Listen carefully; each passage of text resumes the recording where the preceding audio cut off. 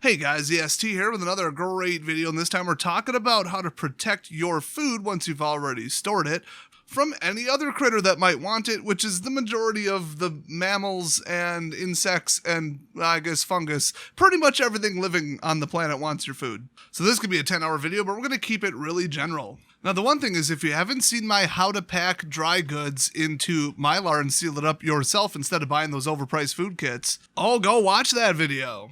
I talk about aerobic versus anaerobic pathogens and the amount of cubic centimeters of oxygen leaked by materials by spec per year. And temperature differences, just everything about the science and the practical steps of how to take dry beans, rice, oatmeal, and noodles, all which have below 18% water, and store them for up to 30 years. And the 18% is how you get rid of botulism. But then there's the exception of oils and how that can act anaerobic, and it's a whole thing, so go watch that. But let's say you've got your food stores. You've got, 50,000 calories, which is a very conservative amount, of dry goods in 7 mil or 5 mil ultra premium Mylar. You got the oxygen absorbers in there, so the second that you seal that up, nothing living is going to survive in that bag. So we're already set from a pathogen standpoint, because we don't have enough water for anaerobic bacteria, but we don't have enough oxygen for anything else. It's virtually perfect. Now you got to store it preferably below 75 degrees for sure, but below 65 would be even nicer. Fahrenheit, of course.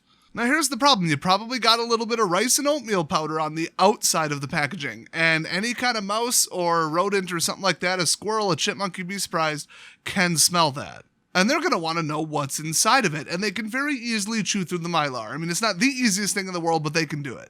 You know those clear acrylic containers that people use to store stuff in their garage? I've seen a mouse get through one of those. They've got big teeth and nothing better to do, trust me. It's like breaking out of prison with a nail file. They're just going to get to it eventually if they're motivated enough. So what you want to do is put them in those plastic pails. Those big, I want to say 5-gallon pails. Those are nice, but they're like $4 a piece. That almost doubles the cost of your entire food storage project because, I don't know, what is it, about 1 to 1.5 kilograms of rice, which is about a quart. That's 50 cents, not even. And then the bag is usually 32, I think. And then the oxygen absorber is another 12. So you can only fit about, I think, 8 of them into one 5-gallon bucket. And the cheapest I've ever seen them brand new is $4.50 a piece. So they're round, they're solid, they're thick, and nothing can get through them. They're a good material that doesn't break down in heat or sunlight, at least not for a decade at least. They stack, they have handles, they're a nice size, and usually they have a sealed lid to add even more oxygen-free sealing in it, so that you don't have anything growing on the outside of the bag, I guess. So I would do that. People with the thinner, cheaper stuff, I've seen those those giant, 40-gallon tubs that are 4 foot by 3 foot or whatever. Those are okay. It's not nearly as thick. It's definitely more flexible than those solid buckets or pails. But it's miles ahead of cardboard. Some people are just just throw it in some cardboard I got. Yay. A mouse could get through that cardboard like you wouldn't believe. We're talking minutes. So now the other thing I've seen is you can just throw straight up dry rice into a, whatever size mason jar with a really good lid seal. Throw an oxygen absorber into it, and then you've got, a quarter inch of solid, thick glass, which that's nice unless it breaks, but a mouse is not chewing through that. Their bite isn't big enough to crush the glass. It's smooth, it's curved, it's just not going to happen, but they're hard to transport, they're heavier, and you are going to get an insane cost. Per quart of rice, it's $2 or $3 extra. I mean, you're quadrupling the price of it. So I'm not a fan of that, plus it lets light through, and then technically the lids are only rated for, 18 months? And I've heard, my mason jars are good for 4 or 5 years. Yeah, maybe. I mean, if you don't press too hard, you get it just right. But that material is not meant to last 30 years. So if you're going to do a 30-year storage method, why screw it up while costing more money? So I'm not a fan of that at all. But for just over the winter storage, now we're talking. The problem is, I tried to find bulk lids because, the lid seals are going to go bad, but the glass bottoms on the mason jars are not. And they are just about the same price as with the jar. I don't even understand that. And they're really hard to find. There's natural wax ones, which I could care less.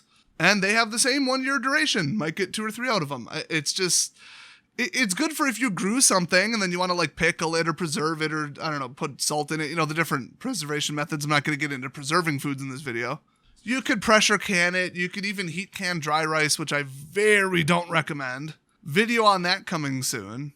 But, okay, you grew something in your garden, you want to keep it over winter. They are probably the best and almost only way to do that. Now, you could just get a pickle jar, seal it, and hope it works, but I don't think that's quite oxygen-free. I mean, the lids don't have, that good of a seal. It's the bare minimum to survive with the little pop button when they do it in a vacuum or heat seal it at the factory. And then resealing it, it's not bad, but there's a reason it says refrigerate after opening on, a glass jar of jelly or jam. It's because that seal ain't good enough. Also, you just let a bunch of oxygen pathogens in by opening it. So you really don't have the best of options. Now, as far as really, really smoked meat and extremely dehydrated jerky meat, I would say the best is to try to reseal Mylar. All you need is a moderately hot whatever. You could use a hot rock. I mean, if you got a little bit of electricity, you could use, one of the hair straighteners to reseal Mylar. And you can get 100 bags, 1-quart bags for $40 with the oxygen absorbers. And you don't even need those if it's, properly prepped meat, but it would make me feel better if they were there. And then you just, bust one open in the middle of winter and there you go. So if you live in a place with winter, that is an option, is just resealing that. And it's very, very easy. And then you can stack it, you can move it around easier, it weighs less than glass jars. Eventually you're going to run out. A lot of people were burying potatoes in, I want to say clay or some kind of wax. I mean, just whatever was around that would get it, a year or less than a year, half a year, a winter, a season, fall harvest kind of stuff. Now let's talk about preserving the other eternal foods. And I do have a breakdown of foods that have absolutely no expiration date whatsoever. Spoiler alert, peanut butter and honey, but there's some others. Sugar and salt, salt is nutritive. Sugar, that's an enormous amount of, calories. You might think, but bacteria attack sugar. Sugar, the crystalline structure sucks the water out of the bacteria molecule, so if it lands on the surface, it's basically instantly dead. Honey, who the heck knows how that works? I don't know, magic, bee magic. Somehow it doesn't rot, I don't know. But how are you going to store it? And this is the problem, even with cooking oil, which has a pretty good multi-year life. And if it goes bad, you're going to smell it. You're probably going to see it, but you pop it open, you'll smell it. It will smell absolutely rancid. Now, what doesn't have a smell is botulism, but if you get it up to even 200-ish degrees for, I think, a couple minutes, which it's cooking oil, of course, you're either frying something or cooking something, well, then you don't have to worry about it. Even if it doesn't get hot enough to kill the bacteria, which it should, it will kill the toxin. It will break down the molecule, and then you're set for upwards of a day. But we've got plastic container of honey, and plastic container of peanut butter. And those are problems. If you can get them in a glass jar, do it. But then if you're going to try to repack it in a glass jar, well, like I said, the problem is with mason jars, the lids. So you could get vacuum seal ones with a little bit better lids. I've heard of people doing that, but it's just so expensive. And then it's big, it's fragile, it's heavy, it's still clear, it's exposed to the sun. So then you have to put it inside of something that blocks sunlight. It's so tedious, but plastic will break down. So if you're going to keep it in the original plastic, it's kind of like they always say, those bottles of water have an expiration, not because of the water. The water's pretty clean usually. It's the plastic. It'll start degrading and leaching really nasty stuff into the water that you don't want to drink and that a lot of filters can't filter out. And you don't want that leaching into your peanut butter and your honey. So how do you store it? Well, I mean, you can technically put a bunch of peanut butter in Mylar. You wouldn't even need the oxygen absorber either. It allegedly just has an eternal shelf life. Now, I am worried about the contamination from the air and all that stuff and the, taking it out and then your implements that you're using to scoop it and that kind of stuff. But if it went full anaerobic, breakout, you would, I think, see it swelling up with gas. That's why if you threw in an oxygen absorber, cool. But if that gets coated in the peanut butter and the oil, it's going to stop absorbing oxygen. So there's really not much you could do there. Put it in Mylar, cross your fingers, seal it up and hope it works. I mean, I've just got them light proofed, so I've got them wrapped in that emergency blanket. So probably also Mylar. I know Mylar is basically magic, but it reflects 99.9% of light. Aluminum foil will do it too. It's not that hard to block light. So I just got it in the original plastic, and it is what it is. If it tastes off, then whatever. And if you keep it in a basement or some kind of, root cellar or something like that, with no light and no heat, I mean, my basement just does not get above 60, any time of the year, I should be able to keep that plastic pretty stable for quite a while. So I'm not too worried about that. But if you can find peanut butter in glass jars, it's so much calories for just a little bit more money. I think 1 tablespoon is 120 calories. It's absurd. You've basically got a brick of solid 10, 20,000 calories. I would pay for something just in a glass jar with a good seal. But otherwise, I'm not that worried about the plastic breaking down. It is food grade plastic. It's not throwaway garbage plastic usually. And if you get a BPA-free container, it'll be a little bit tougher and tend to stand up more. Now, some of them are just, it's BPB or something, or BPA, I don't remember. It's some variant that's actually even worse, and they just get around it so they can label BPA-free. I also made a video on that. But there's a lot to consider when it comes to stuff harder than dry goods, because dry goods are really easy. And then salt and sugar are just about the easiest. All you have to do is keep pests out of it. It can be completely not oxygen-free, completely not airtight sealed. I mean, extremely, extremely humid air is going to eventually get to sugar, so I wouldn't just leave it in a pile or in an open bowl on your shelf for 5 years. But if it's in anything, you're pretty much good. Same with salt. I mean, you use salt on the surface of meat to preserve it. Nothing's going to come up and just eat salt generally compared to sugar.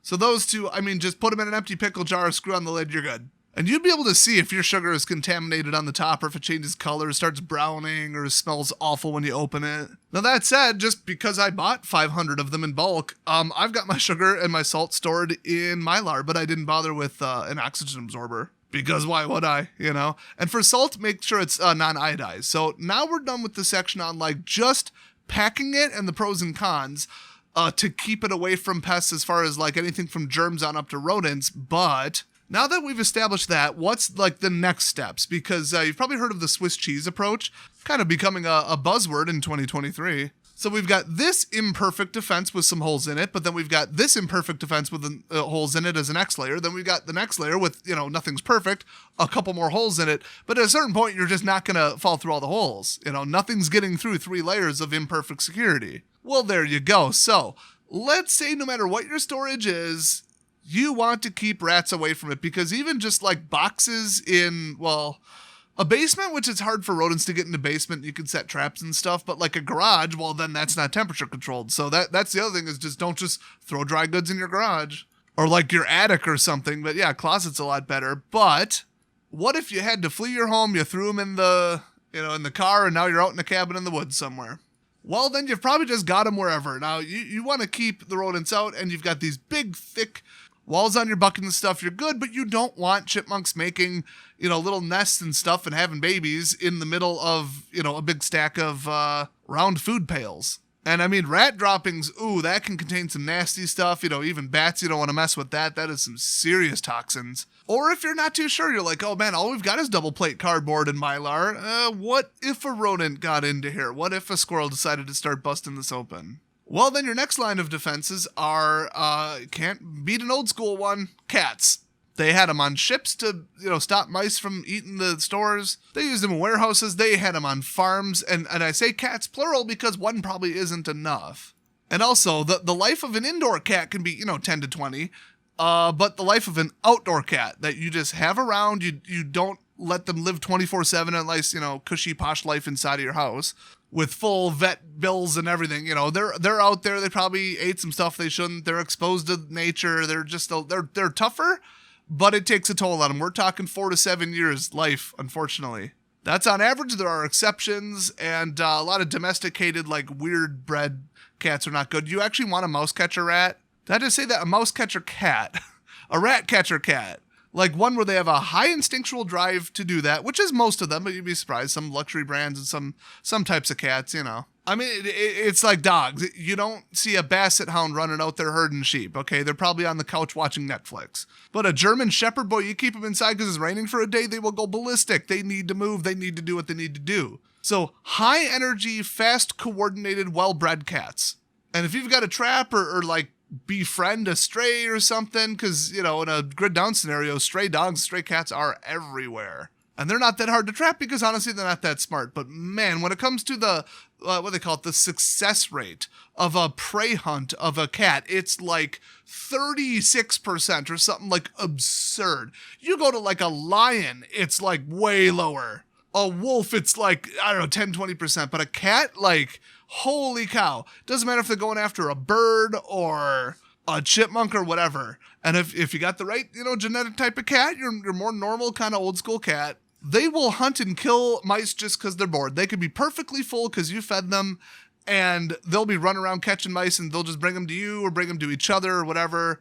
and they are very effective and very good at it. You could probably spend millions of dollars trying to build an AI robot as good at catching rats as a cat, with like night vision and crazy reflexes, crazy fast, low latency, low millisecond response, like claws and stuff, or lasers, or put a gun on it or something. That's illegal, by the way. You still probably wouldn't just beat the average cat. They are so stupidly good at catching prey, you might as well just use them. Now, the other thing is mouse traps. You might think, oh, but I'll run out of poison. I'll run out of this. What if the board breaks, the spring breaks? Those are old school ones. They kind of work, but the rats and the mice, they can get smart. They can learn to avoid them, because if they're skittish about certain shapes and smells and stuff like, metal, steel, springs, well, then they live, and then their offspring learn the same thing or have the same genetic variations. But what almost always works, the most effective trap by any metric I've seen in the last 50 years, is a fall trap, like what do they call it? A tilted, like a bucket lid style one. So you've got a lid, it's on like a little middle axle thing. You put some real tasty food, some peanut butter, some oil, some nuts, some, bird seed, whatever. Corn, sugar, doesn't matter. You put that on the far side, and then they walk up it. They're like, oh, this is stable. This is fine. Yeah, it's plastic. It feels weird, but that's fine. You have a little ramp up. And then they go for it, and they fall in. And it's way beyond the reflexes of them to jump out of the way. That is the most effective general trap design by far. I mean, even YouTubers have verified this. They're like, yeah, the amount caught was like 22 in a week. Those gravity style flipper traps are amazing, and all you need is already to just have a bucket or be able to build a bucket or whatever, and then you put this lid trap on it, and boom, you now don't have a mouse problem. And they really aren't that expensive. I've seen $10-15. There's been a couple Kickstarters from like the people who invented it, I guess, allegedly. Heavily disputed. You might have noticed I said decades before, and then I also said kickstarted, but it works. It just works, and it's a lot safer and easier than, stocking little bricks of poison all over. Because if you get lots of contaminant or a flood or a pet gets into it, yeah, you got trouble there. So no, the other thing that's been independently verified by multiple people, because remember, the last person you should ever take the advice on a product for is the maker of the product themselves. They want to sell it, and they don't care if it has a 10% effectiveness or 90, they're going to sell it to you anyway as some miracle cure, or maybe it is as good as they say, but how are you going to tell the difference? And the answer is people testing them in labs and on YouTube and running 1-year statistics and that kind of stuff. And in multiple different surveys, the best general repellent for just like mammals that you don't want, peppermint oil, or some kind of mixed mint oils. It's definitely the mints. So I actually went to the store, and because some YouTuber did this, I watched the video and I'm like, no way.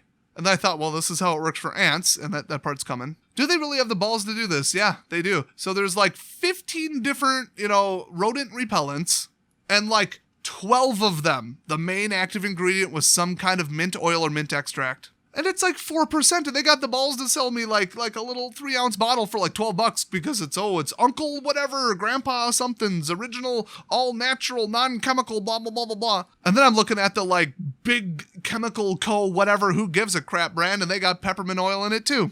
So I just bought the cheapest one. The only thing that seemed to be different was the density. Then I thought, why don't I just buy the peppermint oil? And I looked it up online. Yeah, that does tend to work. It's 100% concentration. Just buy the stuff and drip that all over. You don't even need a spray bottle. Well, the spray bottle aerosolizes it. And they said usually you get at least 2 weeks out of the scent, if it didn't rain. So, especially indoors. So guess what I'm dripping all over my garden this year? Oh yeah, around the perimeter. Now, here's one I found all kinds of references, people saying it works, but I couldn't find any hard studies, so just you do you, but I'm mentioning it because, well, the amount of effort involved is very low. Adult male urine.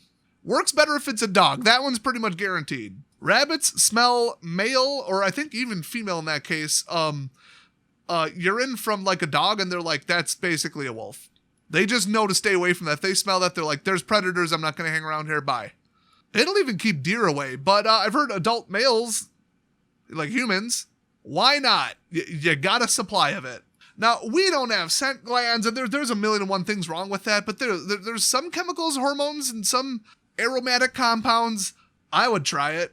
Now, that's literally bodily waste. You don't want to go sprinkle that around your garden or directly in the soil, because then you got stuff that might get sucked up into it that you don't necessarily need. But hey, you want to spread it around an area where you think mice and stuff might go, or bunnies or whatever? It can't hurt. Now, the next two are pretty wild. If we're going to talk about gardens and like protecting your food from pests while it's still in the garden, I mean, you got your chicken wire, and then for fruit, especially with like fruit flies and bats and whatever else, who knows. You got like the little sleeves and socks or whatever, even just literally socks, that you can put over it, over the fruit, and then there you go. You got enough of a barrier. And you just kind of tie it off with just whatever, some little wire, some wire ties, some twist ties, twine, whatever. It doesn't have to be like amazing. It's not structural. You're just covering it to keep just the basic whatever off it. And the fruits don't need to be in the sun. So I've seen people net an entire tree because otherwise it'll just get decimated by stuff in Australia. But even in America, yeah, I've got some stuff taking one bite of a tomato and going, well, that's not as sweet as I thought, and just leaving. And I'm like, yeah, but now it's rotting, you jerk. So I'm going to be sleeving anything that looks pretty good. So elevated off the ground, that's one, but a lot of stuff can climb and they'll still dig and insects can fly. So that's not like the best. And stuff grows way better generally in the ground than in containers or in super raised beds. Like elevated, there's nothing under it, raised beds, which I would consider a container. But the next thing, this is wild. Keep a very nearby patch of natural whatever. And if you can, put up some kind of little source of water, so basically a bird bath. You want to attract birds and native species. If you got this perfectly manicured cut lawn, no place to hide, no cover, nothing, you're not going to get the native beneficial well-balanced insects. And the native insects, instead of the weird invasive stuff and the anomalous numbers that you wouldn't normally see in nature, they are designed to not just say, hey, here's a bunch of plants, let's kill 100% of them.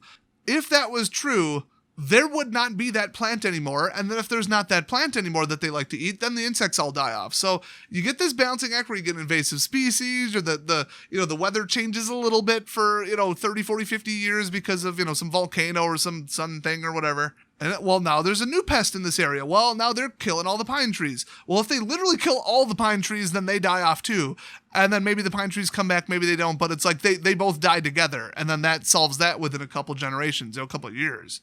A couple seasons, I guess you would say. So the native bugs, how that works, when they're constantly attacking and breaking down certain types of trees and this and that, they are programmed to attack the weaker ones. A very, very exceptionally healthy tree, they either won't attack it or they won't be able to attack it because it'll have ways to fight it off, like chemically.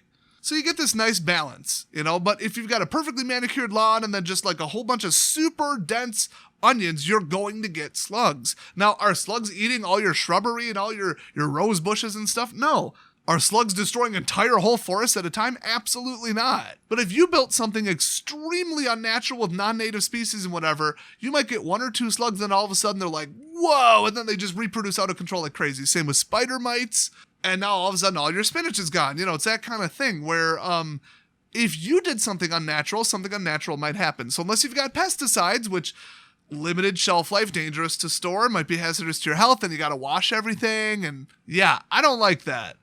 But you're going to need something, even if you got like a cabin full of 4 people existing out in the woods because, I don't know, society ended. You're going to need something on scale of a small farm just to feed like 4 people.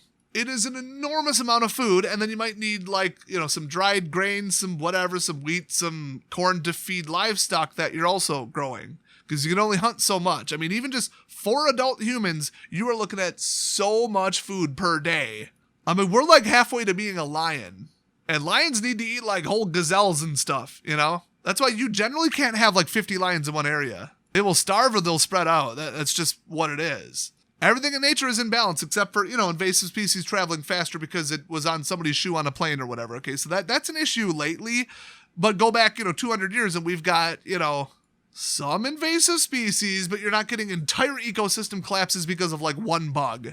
And that's why you want like, if you can, 10 by 10 feet at least of just whatever would grow in your state. So, what would be considered weeds and natural flowers and, whatever trees, whatever bushes, milkweed, whatever, because they will take the place of more damaging invasive stuff. Some of them will eat them. And that's why you want the birds, because a lot of birds eat a lot of like grubs and beetle larvae and, that kind of stuff. And even a lot of squirrels will dig for that. And you do not want that messing up the roots in your garden. Now, the one thing you can do, and this has a shelf life of forever, because I guess you would call it a dry good, it's DT earth, diatomaceous earth. It is one of the best pesticides ever made. It's dangerous to handle because you don't want to breathe it in, but, a basic little cloth filter, just whatever, is usually enough, or just stand upwind of it, or just don't be an idiot. It is some kind of like fossilized seashells or something like that, and because of how it was formed, when they crush it up, it has such jagged edges, it's like moon regolith. And the moon doesn't have much erosion because it has no water. So the particles of the moon are so abrasive because there's nothing to rub them down and make them less sharp. Well, unless you're going to the moon, DT Earth is the next closest thing. It's just something about, I don't know, calcium I think it's based on, I don't know. But it is jagged and super fine. And you can get like a 20-pound bag of it because people use it for gardening all the time. Now, if you really want to overpay for it, you get the pure food grade stuff. Why the hell would you eat it? That doesn't do anything. That's right up there with colloidal silver. It basically does nothing for the human body, but since it doesn't technically kill you, people sell it as a supplement for like, $30 for a little tiny vial of it. When you could go get like farm grade stuff, which is pretty much the same exact stuff in a bag for like the same price. I don't know if I've ever gone shopping for like 50 pounds of it, but like you sprinkle that around, what it does is insects have carapaces instead of bones. Their structure is on the outside. It's a shell. Generally, it's a hard shell called a carapace.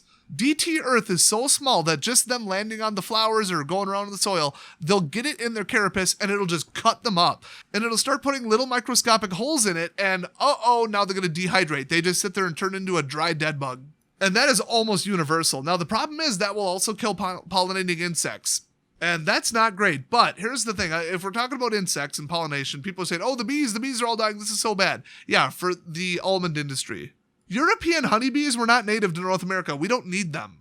They were brought over to do stupid stuff like farm almonds and stuff that needs a super high amount of, flying around and spreading pollen. Otherwise, it's not going to work. And it's all synthetic and it's all not natural. We could have either just native bees or actually, people have projected this, no bees whatsoever. Every single bee on the entire planet could just drop dead. We would still have moths and butterflies and other types of different flying insects that are native to North America, and they would pollinate your stuff just fine. Not good enough for an almond farm, but why don't we just stop farming almonds? We don't need them. And it's a giant waste of water in California. Very controversial, them bribing people to steal water, it's a whole thing. But when they're talking about, the honeybees, save the honeybees, I mean, yeah, it would be nice. I mean, they do serve a purpose. Honey's tasty and they do pollinate stuff, but we could completely and utterly live without them. So it's more sensationalist, save the planet nonsense. We are screwing up the environment in certain ways, and we need to stop doing certain things like PFAS. Look them up. Holy cow, we need to stop with them right now. That is like apocalyptic level of society ending is PFAS because we just can't clean them up. But there's also a huge list of sensational nonsense, and the honeybees are one of them. It's just industrial farmers trying to get you to worry about it so that they can save money and keep in business.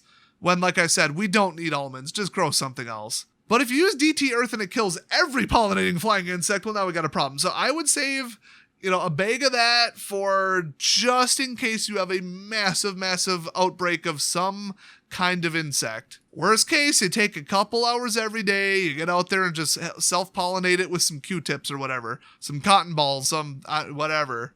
Some stuff you can just shake it. Like corn, you just shake it. Plus that wind pollinates. People are like, oh no, our corn supply is going to collapse without the honeybees. We don't use honeybees to pollinate corn. It's air pollinated. We don't use any insects. In fact, the correct number of insects in a cornfield is 0.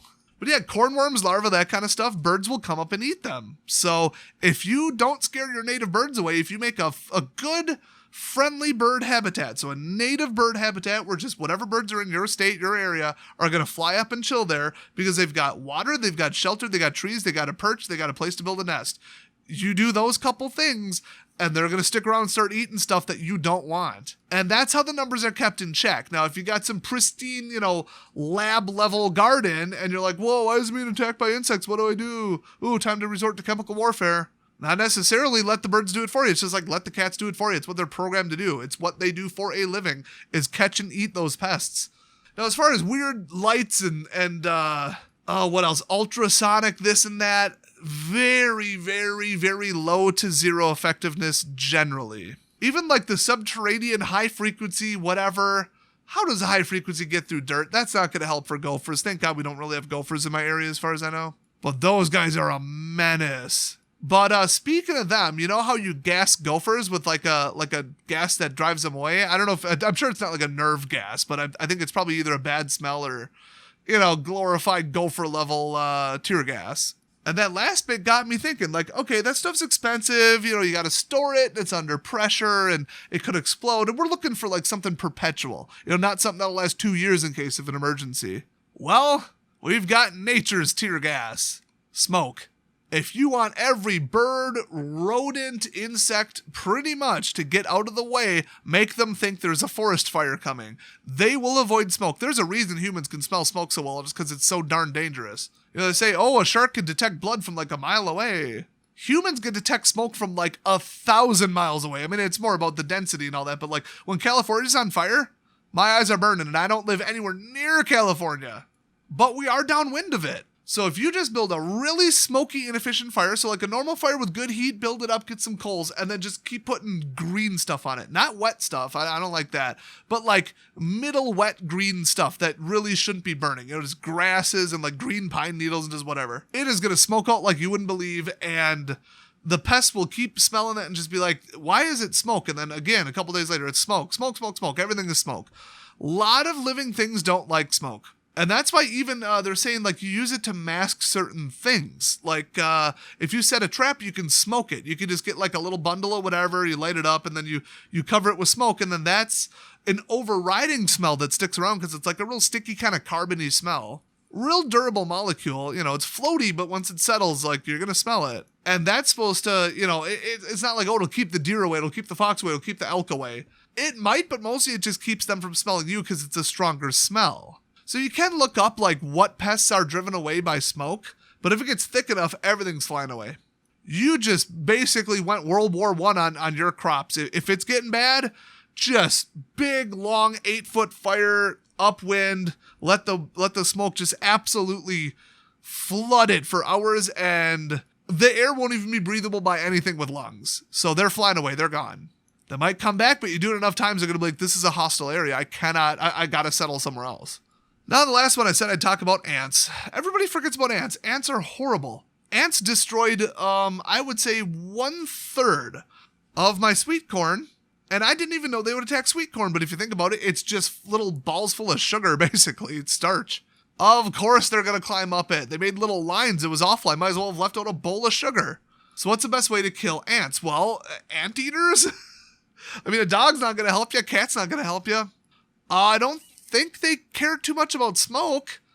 I've seen people take molten iron and pour it down their anthills. That's certainly one solution, but you'll never get them all. Once there's food and they know it's there, they are going to swarm. And once you see 5, you're probably going to see 5,000 to 5 million inside your house. I mean, we've all had it happen. I've had an ant infestation at 2 different places I live. 3 if you count my business. Somebody left like a plate with one little thing of pizza on it on the ground for one day. One ant came in, did their little signal, went back, did their dance or whatever the heck they do, and invited all their friends, family, cousin, everybody. And then we had to really go full chemical warfare on them. Here's the thing, I mentioned this before and kind of hinted at it. Almost all off-the-shelf ant poison is just borax. It's just, they make it sound fancy, but if you look it up, it's a borax compound. You could just buy borax, okay? A little tiny little 1 ounce bottle of ant killer is like $8. And it's like 5% borax mixed with some kind of sugar. That's always what it is. They'll say, well, the glucose, no, it's sugar. Oh no, it's a fructose molecule, a chain hydro. It's sugar. They just don't want to put sugar and borax on the ingredients, so they make it sound all fancy. So you can buy a whole box. I want to say it was like 2 pounds of borax because it's like a really basic, pun intended. It's the opposite of acidic. It's very basic. Laundry detergent. It's in a powder form, and you just mix it with sugar, and ants will eat both. It's that simple. We have a really big annual recurring ant problem. I think they're living under my driveway, so that's fun. I have tried everything, and so this year, if they come back, as if it's an if at this point, as soon as I see the swarms on my driveway, because they like to come out and, I don't know, have a little rave or something. I don't know what they're doing. We're going to try the dirt cheap 20 times cheaper version, which is a little pile of salt mixed in with, a little bit of borax, and we're going to see what happens. Now, you can't just mix it because they're powders, by the way. One's a crystalline, it doesn't work that well, and you want them to eat both, so you need it to be dissolved a little bit. So granular sugar, even powdered sugar, I would still do this. The general recipe is 1/2 cup of sugar, 1.5 tablespoons of borax, so not 1-to-1 or anything, and then a little over a cup of warm water. And then if you want to kind of like hold it, cotton balls are fine is what I'm hearing, or some cloth or just whatever. And I guess their taste buds just do not let them detect the borax, and they'll even carry it back to their nest and kill the rest of them. So poison is really the only way to deal with ants. But let me just, after society collapses or after a giant event or an economic downturn, the likes of which we've never seen, or whatever you're prepping for. Oh, let me go down to the chemical factory and go get some. No, first of all, it usually is borax. And secondly, borax is a hell of a lot safer.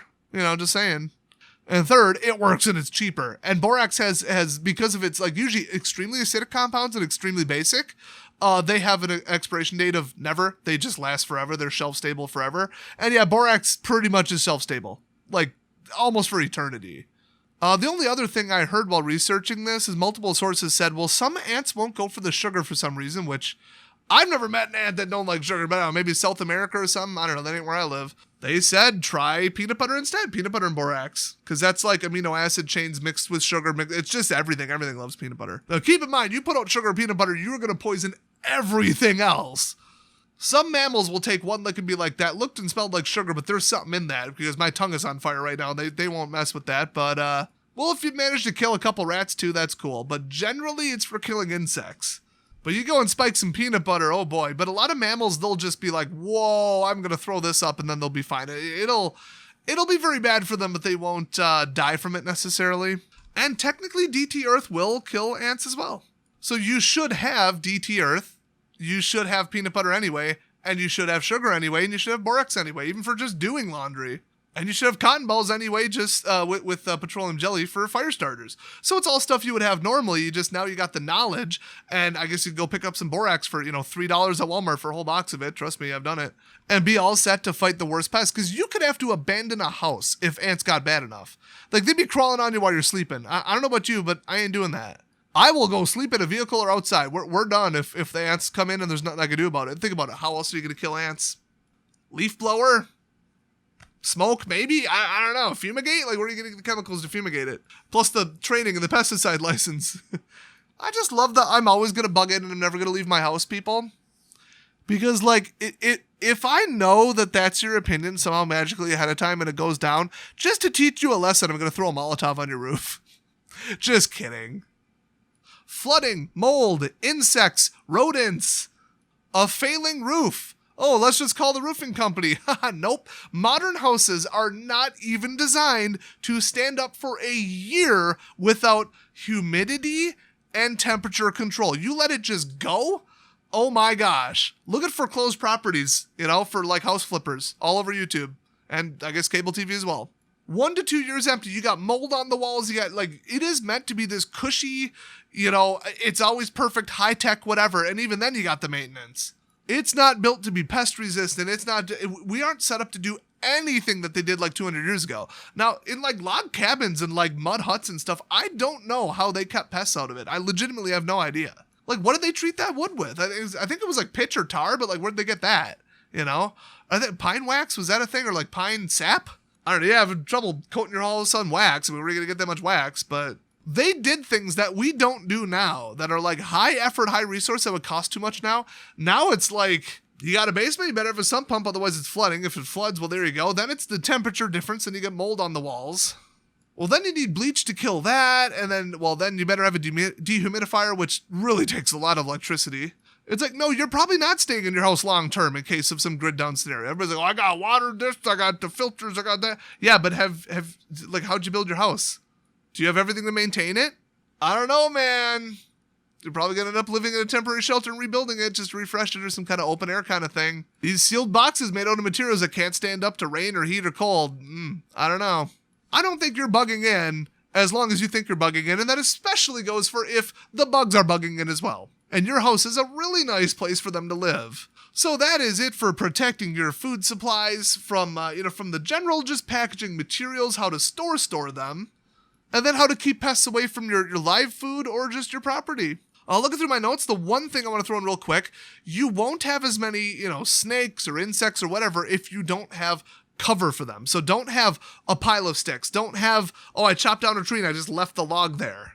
If they've got places to live, then, well, there you go. I mean, even just piles of like firewood and twigs and stuff, you got that, you're going to have all kinds of stuff living under there because they're protected from predators and they love it. If you don't have anything for the small rodents and the small pests to live under, then they're going to go somewhere else because they'll get picked off by a hawk or a cat or a fox. I mean, that's why people are like, oh man, there's rabbits living in my bushes or under my porch. Well, yeah, that's because your bushes are good cover and so is your porch. Have a fully enclosed porch or just don't have one. With no places to hide, you're going to have a lot less pests. And that's how I got rid of the rabbits that were chewing up all my whole garden. And plus, for the sensitive garden, I just put up like Fort Knox level of chicken wire. They ain't getting into Alcatraz, okay? And if they do, I'm going to find a dead rabbit in there because they ain't getting out. Oh, and some of the neighborhood strays around me, the cats actually managed to kill multiple squirrels, which were digging up my garden and screwing with my garden pretty good. And a rabbit, a full-size rabbit. That was a fun little surprise. I almost stepped on it, but then the smell got me. I looked down and just about had a heart attack. It's not like I'm squeamish about dead stuff, like whatever. It's the circle of life and it's decaying and like I'm going to be an adult about it. Plus I'm a guy.